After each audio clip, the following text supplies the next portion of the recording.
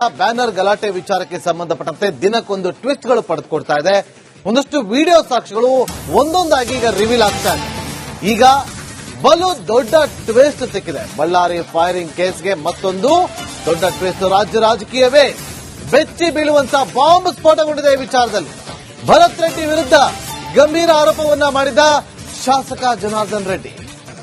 ಗಲಭೆ ಹೆಸರಲ್ಲಿ ನಡೆದಿದ್ದ ಹತ್ಯೆಗೆ ಹುನ್ನಾರ ಅನ್ನುವ ಅನುಮಾನಗಳು ಹುಟ್ಟಿಕೊಳ್ತಾ ಇದೆ. ಮಾಸ್ಟರ್ ಪ್ಲಾನ್ ಮಾಡಿ ಹತ್ಯೆ ನಡೆಸಲಾಗಿದೆ ಅನ್ನುವ ಅನುಮಾನವನ್ನ ಜನಾರ್ದನ್ ರೆಡ್ಡಿ ಅವರು ಹೇಳಿದ್ದಲ್ಲದೆ ಗಂಭೀರವಾದಂತಹ ಆರೋಪವನ್ನ ಮಾಡಿದ್ದಾರೆ. ಸಮುದಾಯಗಳ ಮಧ್ಯೆ ಸಂಘರ್ಷ ಸೃಷ್ಟಿಗೆ ನಡೆದಿದ್ದ ಪ್ಲಾನ್.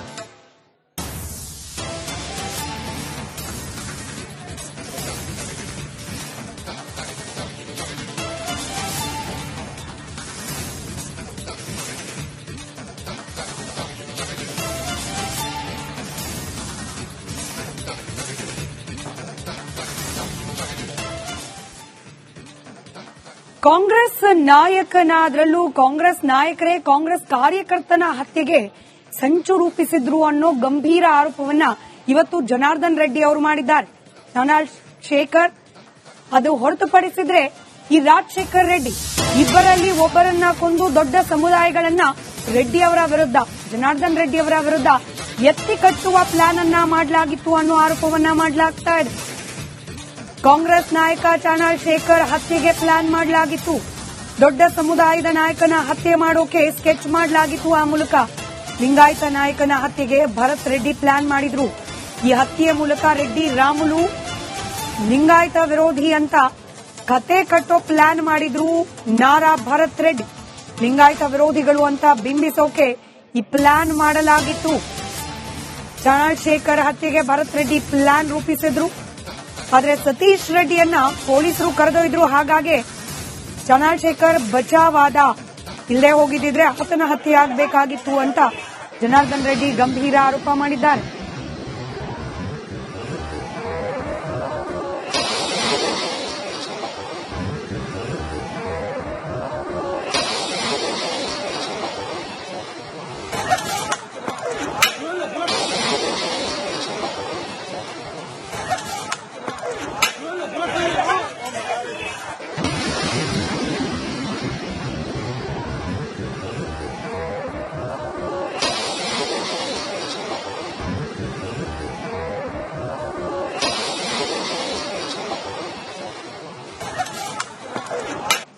ಬಳ್ಳಾರಿಯ ಬ್ಯಾನರ್ ಗಲಾಟೆ ದಿನಕ್ಕೊಂದು ತಿರುವನ್ನ ಪಡೆದುಕೊಳ್ತಾ ಇದೆ. ಇವತ್ತು ಏನಂತಂದ್ರೆ ಜನಾರ್ದನ್ ರೆಡ್ಡಿ ಅವರು ಖುದ್ದು ಒಂದು ವಿಡಿಯೋವನ್ನ ರಿಲೀಸ್ ಮಾಡಿದ್ದಾರೆ. ಅದ್ರ ಬಗ್ಗೆ ಮಾತಾಡಲಿಕ್ಕೆ ನನ್ನ ಜೊತೆ ಶಾಸಕರಾದಂತಹ ಜನಾರ್ದನ್ ರೆಡ್ಡಿ ಅವರು ಇದ್ದಾರೆ. ಅವರನ್ನೇ ಮಾತಾಡ್ತಾ ಹೋಗ್ತೀನಿ. ಸರ್, ಇವತ್ತು ಈ ಕೊನೆ ಕ್ಷಣದ ಏನು ಫೈರಿಂಗ್ ಆಯ್ತು ಆ ವಿಡಿಯೋವನ್ನ ರಿಲೀಸ್ ಮಾಡಿದ್ರಿ ಸರ್, ಏನೇನ್ ಆಗ್ತಾ ಇದೆ ಸರ್ ಈಗ ಆ ವಿಚಾರವಾಗಿ? ನಾನು ನಿಮಗೆ ನೇರವಾಗಿ ವಿಡಿಯೋನ ತೋರಿಸಿರುವಂತದ್ದು.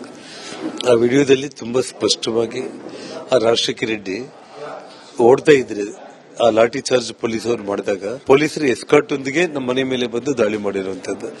ಆ ದಾಳಿಯಲ್ಲಿ ಆಗಿರುವಂತ ಲಾಠಿ ಚಾರ್ಜ್ ಅಲ್ಲಿ ರಾಜಶೇಖರ್ ತಾನು ವಾಪಸ್ ಹಿಂತಿರುಗಿ ಓಡುವಂತ ಸಂದರ್ಭದಲ್ಲಿ ಅವನ ಬೆನ್ನ ಹಿಂದೆನೆ ಪಾಯಿಂಟ್ ಬ್ಲಾಂಕ್ ಅಲ್ಲಿ ಅವನ ಬೆನ್ನಿಗೆ ಬುಲೆಟ್ ಹಾಕಿ ಹೊಡೆದು ಸಾಯಿಸಿರುವಂತದ್ದು. ಆ ಹುಡುಗ ಅಲ್ಲೇ ಸ್ಪಾಟ್ ಅಲ್ಲಿ ಬಿದ್ದು ನರಳಾಡ್ತಿರುವಂತದ್ದು ನಾವೆಲ್ಲ ಕೂಡ ನೋಡ್ತಾ ಇದ್ದೀವಿ. ಸೊ ಅವನು ಭರತ್ ರೆಡ್ಡಿ ಕುಡಿದ ಅಮಲಲ್ಲಿ ಮತ್ತಲ್ಲೂ ಗೊತ್ತಿಲ್ಲ. ನಾನು ಆಲ್ರೆಡಿ ಬ್ಲಡ್ ಸ್ಯಾಂಪಲ್ಸ್ ಕೂಡ ನಾನು ಇಮಿಡಿಯೇಟ್ ಆಗಿ ಅವನಿಂದ ತಗೊಳ್ಳಿ ಅಂತ ನಾನು ಹೇಳಿದ್ದೆ ಪೊಲೀಸರಿಗೆ. ನಾನು ಅದನ್ನು ಅವ್ರು ಕೇಳಲಿಲ್ಲ. ಅವನು ಏನ್ ಮಾತಾಡಿದ್ರೆ ನಿಮ್ಗೆ ಗೊತ್ತು. ಜನಾರ್ದನ್ ರೆಡ್ಡಿ ಮನೆ ನಾನು ಸುಟ್ಟು ಭಸ್ಮ ಮಾಡ್ಬಿಡ್ತೀನಿ, ನಾನು ಬಳ್ಳಾರಿನೇ ಭಸ್ಮ ಮಾಡ್ಬಿಡ್ತೀನಿ, ಜನಾರ್ದನ್ ರೆಡ್ಡಿನ ಸಾಯಿಸ್ಲಿಕ್ಕೆ 1000 ಮಾರ್ಗಗಳು ನನ್ನ ಹತ್ರ ಇದಾವೆ, ಇವೆಲ್ಲ ಮಾತಾಡಿದ. ಮಾರನೇ ದಿನ ಮತ್ತೆ ಮಾಧ್ಯಮಗಳ ಮೇಲೇನೆ ಮುಗಿಬಿದ್ದು ನೀವೆಲ್ಲ ತಿರುಚಿ ಹೇಳಿದಿರಿ ಅಂತ ಹೇಳಿ ಮಾಧ್ಯಮಗಳ ಮೇಲೇನೆ ವಾಪಸ್ ಅವನು ಅಲಿಗೇಷನ್ ಮಾಡ್ದ. ಹಾಗಾಗಿ ಆ ಘಟನೆಯಲ್ಲಿ ಅವನ ಉದ್ದೇಶ ಇದ್ದಿದ್ದು ಚಂದ್ರಶೇಖರ್ ಅಥವಾ ರಾಜಶೇಖರ್ ಇಬ್ಬರಲ್ಲಿ ಯಾರನ್ನಾದ್ರೂ ಒಬ್ಬರನ್ನು ಕೊಲೆ ಮಾಡಬೇಕು, ಅದನ್ನ ನಮ್ಮ ಮೇಲೆ ಹಾಕೋದ್ರ ಮೂಲಕ ಇಡೀ ಕಾಂಗ್ರೆಸ್ ಕಾರ್ಯಕರ್ತರ ಸಾವಿಗೆ ನಾವು ಕಾರಣ ಅಂತ ಹೇಳಿ ಅದನ್ನು ತಿರ್ಚೋದಕ್ಕೆ ಅವನು ಆ ಕುಡಿದ ಅಮಲಲ್ಲಿ ನಾನೇನ್ ಕಾನೂನು ಪ್ರಕಾರ ಇದು ಏನಾಗುತ್ತೆ, ಯಾರು ಬುಲೆಟ್ ಇಂದ ಸಾಯಿಸ್ತಾ ಇದೀವಿ ಕಾರ್ಯಕರ್ತರ ಅನ್ನೋ ಪರಿಜ್ಞಾನ ಇರಬೇಕಾಗಿತ್ತು. ಸರ್, ತಮ್ಮದೇ ಕಾರ್ಯಕರ್ತರನ್ನ ಬಲಿ ಕೊಟ್ಟು ಗಲಾಟೆ ಮಾಡಿಸ್ತಿದ್ರ ಅಂತ? ಹೌದು, ಮಾಡಿಸುವಂತ ಇಂಟೆನ್ಷನ್ ಇತ್ತು. ಇಲ್ಲಿ ಚಂದ್ರಶೇಖರ್ ಅನ್ನೋರು ತಪ್ಪಿಸಿಕೊಂಡಿದ್ದಾರೆ. ನಮಗೆ ಬಹಳ ರಿಲಯಬಲ್ ಇನ್ಫಾರ್ಮೇಶನ್ ಬಂದಿರುವಂತದ್ದು. ಈ ರಾಜಶೇಖರ್ ರೆಡ್ಡಿ ಅನ್ನೋರ್ನ ಸಾಯಿಸ್ಬಿಟ್ಟಿದ್ದಾರೆ. ಚಂದ್ರಶೇಖರ್ ಅವ್ರನ್ನೇ ಯಾಕೆ ಈ ಮರ್ಡರ್ ಮಾಡಬೇಕು? ಒಬ್ಬ ಲಿಂಗಾಯತ ರೆಡ್ಡಿ, ಚಂದ್ರಶೇಖರ್ ಲಿಂಗಾಯತರು, ಈ ಹುಡುಗ ರಾಜಶೇಖರ್ ರೆಡ್ಡಿ. ಸೊ ಹಾಗಾಗಿ ಬೇರೆ ಸಮುದಾಯಗಳಿಗೆ ಏನಾದರೂ ಆದ್ರೆ ಮತ್ತೆ ಅದು ಇನ್ನೊಂದು ತಿರುವು ಪಡ್ಕೋಬಹುದು ಅನ್ನೋ ಒಂದು ಲೆಕ್ಕದಲ್ಲಿ ಒಟ್ಟಿಗೆ ಒಬ್ಬ ಕಾಂಗ್ರೆಸ್ ಕಾರ್ಯಕರ್ತ ಡೆತ್ ಆಗಬೇಕು ಅಂದ್ರೆ ಆ ಪ್ರೈವೇಟ್ ಗನ್ಮೆನ್ಗಳಿಗೆ ತುಂಬಾ ನೋಟೆಡ್ ಕ್ಯಾಂಡಿಡೇಟ್ಗಳಂದ್ರೆ ಈ ಶೇಖರ್, ಈ ರಾಜಶೇಖರ್ ರೆಡ್ಡಿ ಅಂದ್ರೆ ಬಹಳ ಇಂಪಾರ್ಟೆಂಟ್. ದಿನ ಬೆಳಿಗ್ಗೆ ಆದ್ರೆ ಇಂಥ ಕೆಟ್ಟ ಕೆಲಸಗಳಿಗೆ ಅವ್ರನ್ನ ದುರುಪಯೋಗ ಮಾಡಿಕೊಳ್ಳುವಂತ ಇದರಲ್ಲೇ ಟಾಪ್ ಲಿಸ್ಟ್ ಅಲ್ಲಿ ಇದ್ದಂತವ್ರು. ಹಾಗಾಗಿ ಒಬ್ಬನು ತಪ್ಪಿಸ್ಕೊಂಡಿದ್ದಾನೆ, ಅವನ ಅದೃಷ್ಟವಶಾತ್.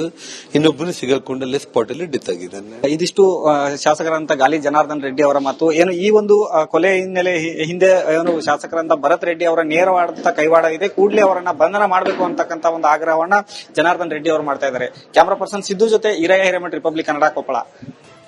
ಮತ್ತಷ್ಟು ಮಾಹಿತಿಯನ್ನು ಕೊಡೋದಕ್ಕೆ ನಮ್ಮ ಬಳ್ಳಾರಿ ಪ್ರತಿನಿಧಿ ರೇಣುಕಾರಾಧ್ಯ ಈಗ ನೇರ ಸಂಪರ್ಕದಲ್ಲಿ ಜಾಯ್ನ್ ಆಗಿದ್ದಾರೆ. ರೇಣುಕಾರಾಧ್ಯ ಗಂಭೀರವಾದಂತಹ ಆರೋಪವನ್ನ ಮಾಡಿದ್ದಾರೆ. ರಾಜಶೇಖರ್ ರೆಡ್ಡಿ ಟಾರ್ಗೆಟ್ ಮಾಡಿಕೊಂಡು ಹತ್ಯೆ ಮಾಡಲಾಗಿತ್ತು ಅನ್ನುವ ಆರೋಪಗಳು ಕೇಳಿ ಬರ್ತಾ ಇದೆ. ಅದು ಖುದ್ದು ಶಾಸಕ ಜನಾರ್ದನ್ ರೆಡ್ಡಿ ಅವರು ಮಾಡಿರೋದು. ಏನಾಗ್ತಾ ಇದೆ ಹಾಗಾದ್ರೆ ಬಳ್ಳಾರಿಯಲ್ಲಿ?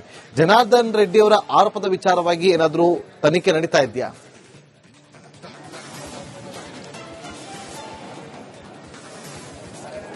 ನಾಗೇಂದ್ರ ಬಾಬು, ಏನು ಬಳ್ಳಾರಿಯಲ್ಲಿ ನಡೆದ ಗಲಭೆಗೆ ಸಂಬಂಧಪಟ್ಟಂತೆ ದಿನಕ್ಕೊಂದು ತಿರುವು ಸಿಗ್ತಾ ಇರ್ತಕ್ಕಂಥದ್ದು, ದಿನಕ್ಕೊಂದು ಬಣ್ಣಗಳನ್ನ ಕಟ್ಟಲಾಗ್ತಾ ಇರ್ತಕ್ಕಂಥದ್ದು. ಇವತ್ತು ಜನಾರ್ದನ್ ರೆಡ್ಡಿ ಅವರು ಒಂದು ಪ್ರೆಸ್ ಮೀಟ್ ಅನ್ನ ಮಾಡಿಬಿಟ್ಟು ಈ ಒಂದು ಪ್ರಕರಣದ ಬಗ್ಗೆ ಮಾತನಾಡ್ತಾರೆ. ಆದ್ರೆ ಪ್ರತಿನಿತ್ಯವೂ ಕೂಡ ಜನಾರ್ದನ್ ರೆಡ್ಡಿ ಅವರು ಸುದ್ದಿಗೋಷ್ಠಿಯನ್ನು ನಡೆಸುವ ಮೂಲಕ ಒಂದೊಂದು ವಿಷಯಗಳನ್ನ ತಿಳಿಸ್ತಾ ಇದ್ದಾರೆ. ಇವತ್ತು ಪ್ರಮುಖವಾಗಿ ಸುದ್ದಿಗೋಷ್ಠಿ ಮಾಡಿದಂತಹ ಸಂದರ್ಭದಲ್ಲಿ ಈ ಒಂದು ಪ್ರಕರಣಕ್ಕೆ ಟ್ವಿಸ್ಟ್ ಕೊಡುವ ರೀತಿಯಲ್ಲಿ ಒಂದು ಹೇಳಿಕೆಯನ್ನ ಕೊಟ್ಟಿದ್ದಾರೆ. ಜೊತೆಗೆ ಗಂಭೀರವಾಗಿ ಒಂದು ಆರೋಪವನ್ನ ಮಾಡಿದ್ದಾರೆ.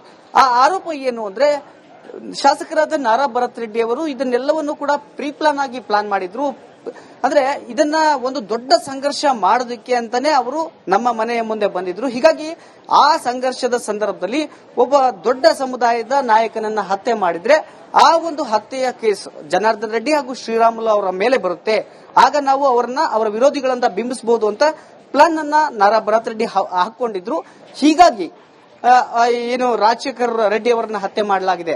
ಆದ್ರೆ ಇಲ್ಲಿ ಅಸಲಿಗೆ ನಡೆದಿದ್ದು ಏನು ಅನ್ನೋದಾದ್ರೆ, ಚಾನಾಳ್ ಶೇಖರ್ ಅಂದ್ರೆ ಲಿಂಗಾಯತ ಮುಖಂಡನನ್ನ ಹತ್ಯೆ ಮಾಡಿ ಆ ಬಳಿಕ ಅದರ ಒಂದು ಸಾವಿನ ಹೊಣೆಯನ್ನ ಜನಾರ್ದನ್ ರೆಡ್ಡಿ ಹಾಗೂ ಶ್ರೀರಾಮುಲು ಅವರ ಮೇಲೆ ಹಾಕಿದ್ರೆ ಲಿಂಗಾಯತ ಸಮುದಾಯ ನಮ್ಮ ವಿರುದ್ಧ ನಿಲ್ಲುತ್ತೆ ಅಥವಾ ಅವರ ವಿರುದ್ಧ ನಿಲ್ಲುತ್ತೆ ಅನ್ನುವ ಒಂದು ಪ್ಲಾನ್ ಅಲ್ಲಿ ಬಂದಿದ್ರು ಅಂತ ಜನಾರ್ದನ್ ರೆಡ್ಡಿ ಅವರು ಆರೋಪವನ್ನ ಮಾಡಿದ್ದಾರೆ. ಜೊತೆಗೆ ಚಾನಾಳ್ ಶೇಖರ್ ಅವರು ಅವತ್ತು ಏನು ಗಲಭೆ ನಡೀತು, ಗಲಭೆ ನಡೆಯೋದಕ್ಕಿಂತ ಮುಂಚೆ ಆ ಬ್ಯಾನರ್ ನ ಮುಂದೆ ಪ್ರೊಟೆಸ್ಟ್ ಅನ್ನ ಮಾಡಿದ್ರು. ಸತೀಶ್ ರೆಡ್ಡಿ ಅವರ ಜೊತೆ ಇದ್ರು. ಹೀಗಾಗಿ ಸತೀಶ್ ರೆಡ್ಡಿ ಅವರಿಗೆ ಆ ಒಂದು ಸಂದರ್ಭದಲ್ಲಿ ಗಾಯ ಆಗಿರ್ತಕ್ಕಂಥ ಹಿನ್ನೆಲೆಯಲ್ಲಿ ಅವರನ್ನ ಆಸ್ಪತ್ರೆಗೆ ಚಾನಾಳ್ ಶೇಖರ್ ಕರೆದುಕೊಂಡು ಹೋಗಿದ್ರು. ಹೀಗಾಗಿ ಚಾನಾಳ್ ಶೇಖರ್ ಅವರ ಜೀವ ಉಳಿಯಿತು. ಇಲ್ಲದೆ ಹೋಗಿದ್ರೆ ನೇರವಾಗಿ ಆ ಒಂದು ಗುಂಡು ರಾಜಶೇಖರ್ ರೆಡ್ಡಿ ಅವರ ಬದಲಾಗಿ ಚಾನಾಳ್ ಶೇಖರ್ ಅವರಿಗೆ ಹೋಗ್ತಿತ್ತು ಅಂತ ಒಂದು ಗಂಭೀರವಾದ ಆರೋಪವನ್ನ ಮಾಡಿದ್ದಾರೆ. ಜನಾರ್ದನ್ ರೆಡ್ಡಿ ಅವರು ಹೇಳಿರ್ತಕ್ಕಂಥ ಹೇಳಿಕೆಗಳು ಈಗ ನಿಜಕ್ಕೂ ಎಲ್ಲೆಡೆ ಸಂಚಲನವನ್ನ ಸೃಷ್ಟಿ ಮಾಡಿರ್ತಕ್ಕಂಥದ್ದು. ಈ ಬಗ್ಗೆ ಇಲ್ಲಿವರೆಗೂ ತನಿಖೆ ಆಗಿಲ್ಲ, ತನಿಖೆಯನ್ನ ಪೊಲೀಸರು ಮಾಡ್ತಾ ಇಲ್ಲ. ಆದ್ರೆ ಚಾನಾಳ್ ಶೇಖರ್ ಏನಿದ್ದಾರೆ, ಈ ಒಂದು ದೊಂಬಿ ಪ್ರಕರಣ ಏನಿದೆ, ಈ ದೊಂಬಿ ಪ್ರಕರಣದಲ್ಲಿ ದೂರುದಾರರು ಜನಾರ್ದನ್ ರೆಡ್ಡಿ, ಶ್ರೀರಾಮುಲು, ಸೋಮಶೇಖರ್ ರೆಡ್ಡಿ ಇವರ ಮೇಲೆ ಎಲ್ಲರ ಮೇಲೂ ಕೂಡ ದೂರನ್ನ ಕೊಟ್ಟಿದ್ದಾರೆ. ಹೀಗಾಗಿ ಈ ಒಂದು ಪ್ರಕರಣದಲ್ಲಿ ಅವರ ಹೆಸರನ್ನು ಕೂಡ ತರಲಾಗ್ತಾ ಇರತಕ್ಕಂಥದ್ದು. ಇಲ್ಲಿ ನೇರವಾಗಿ ಹೇಳೋದಾದ್ರೆ ಚಾನಾಳ್ ಶೇಖರ್ ಮತ್ತೆ ಭರತ್ ರೆಡ್ಡಿ ಅವರು ಅತ್ಯಾಪ್ತರು. ಇಬ್ರು ಕೂಡ ಒಬ್ಬರಿಗೊಬ್ಬರು ಸಾಕಷ್ಟು ಪರಸ್ಪರ ಆಪ್ತರಿದ್ದಾರೆ. ಭರತ್ ರೆಡ್ಡಿ ಅವರ ಏನೇ ಕೆಲಸಗಳಿರಲಿ ಅವನ್ನೆಲ್ಲವನ್ನು ಕೂಡ ಈ ಚಾನಾಳ್ ಶೇಖರ್ ಅವರೇ ನೋಡ್ಕೊಳ್ತಾರೆ. ಇನ್ನೊಂದು ಕಡೆಗೆ ಅವರು ಲಿಂಗಾಯತ ಮುಖಂಡರು ಕೂಡ ಆಗಿರ್ತಕ್ಕಂಥ ಹಿನ್ನೆಲೆಯಲ್ಲಿ ಈ ರೀತಿಯಾಗಿ ಆರೋಪವನ್ನ ಜನಾರ್ದನ್ ರೆಡ್ಡಿ ಅವರು ಮಾಡ್ತಾ ಇದ್ದಾರೆ. ಅಂದ್ರೆ ಚಾನಾಳ್ ಶೇಖರ್ ಅವರಿಗೆ ಏನಾದ್ರೂ ಆಯ್ತು ಅಂದ್ರೆ ಇಡೀ ಲಿಂಗಾಯತ ಸಮುದಾಯ ಎದ್ದು ಕೂರುತ್ತೆ ಅನ್ನುವ ನಿಟ್ಟಿನಲ್ಲಿ, ಅದರ ಜನಾರ್ದನ್ ರೆಡ್ಡಿ ರಾಮುಲು ಅವರ ವಿರುದ್ಧವಾಗಿ ನಿಲ್ಲುತ್ತೆ ಅನ್ನೋ ನಿಟ್ಟಿನಲ್ಲಿ ಭರತ್ ರೆಡ್ಡಿ ಅವರು ಪ್ಲಾನ್ ಮಾಡಿದ್ರು ಅಂತ ಈಗ ಜನಾರ್ದನ್ ರೆಡ್ಡಿ ಅವರು ಗಂಭೀರವಾಗಿ ಆರೋಪವನ್ನ ಮಾಡ್ತಾ ಇರ್ತಕ್ಕಂಥದ್ದು. ಹೀಗಾಗಿ ಈ ಒಂದು ಪ್ರಕರಣದಲ್ಲಿ ಹೊಸ ಆಯಾಮದಲ್ಲಿ ಜನಾರ್ದನ್ ರೆಡ್ಡಿ ಅವರು ಚರ್ಚೆಯನ್ನ ಹುಟ್ಟು ಹಾಕಿದ್ದಾರೆ ಅಥವಾ ಆರೋಪವನ್ನ ಮಾಡಿದ್ದಾರೆ. ಪೊಲೀಸರು ಇದನ್ನು ಯಾವ ರೀತಿಯಾಗಿ ತೆಗೆದುಕೊಂಡು ತನಿಖೆ ಮಾಡ್ತಾರ ಅನ್ನೋದನ್ನ ಕಾದು ನೋಡ್ಬೇಕಾಗುತ್ತೆ. Nagendra Babu. Okay, thank you Renukaradhya ನಿಮ್ಮೆಲ್ಲ ಮಾಹಿತಿಗಾಗಿ.